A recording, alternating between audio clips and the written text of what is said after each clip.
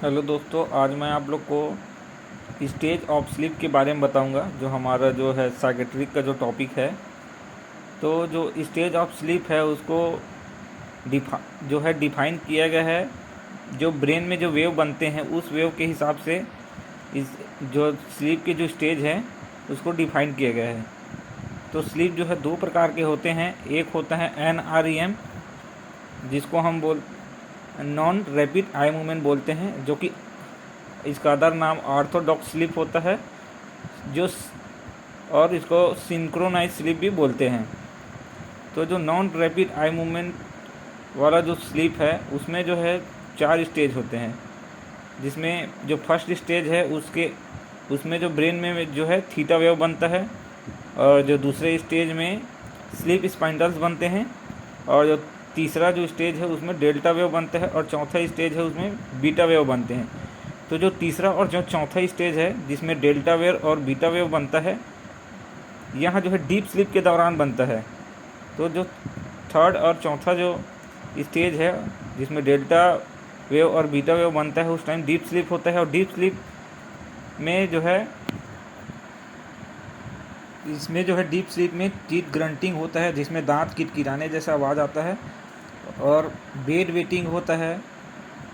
और night tremors और sleep walking को जो कि नींद में पेशेंट जो है नींद में चलता है। और जो नाइट ट्रेमर्स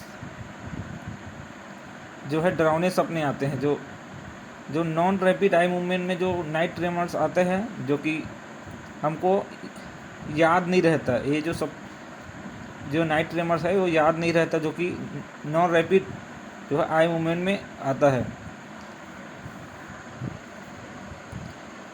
दूसरा है रैपिड आई मूवमेंट।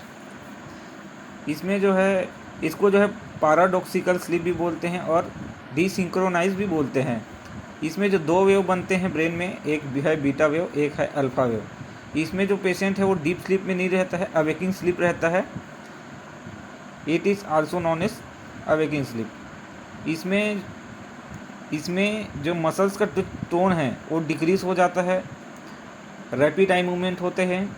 और जो है ब्रेन जो है इनक्रीज मेटाबॉलिज्म शो करता है। इसमें नाइट मेयर आते हैं। मैं उसमें बताया था कि जो डीप स्लीप में जो नाइट ट्रेमर्स होते हैं, ये जो सपने हैं डरावने सपने वो याद नहीं रहते। बट जो है रैपिड आई मूवमेंट स्लीप में जो जो सपने आते हैं नाइट मेयर बोलते हैं, जो कि ये जो सपने हैं वो हमको याद रहता है। अगला है नार्कोलेप्सी। इसमें नार्कोलेप्सी का मतलब उसको जो दिन में भी नींद आता है। उसके बाद है sleep paralysis, increase heart rate BP बढ़ जाता है। और जो है डिफ़िकल्टी टू एराउज, मतलब जो है नींद से उसको जगने में बहुत डिफ़िकल्टी होती है। थैंक यू दोस्तों।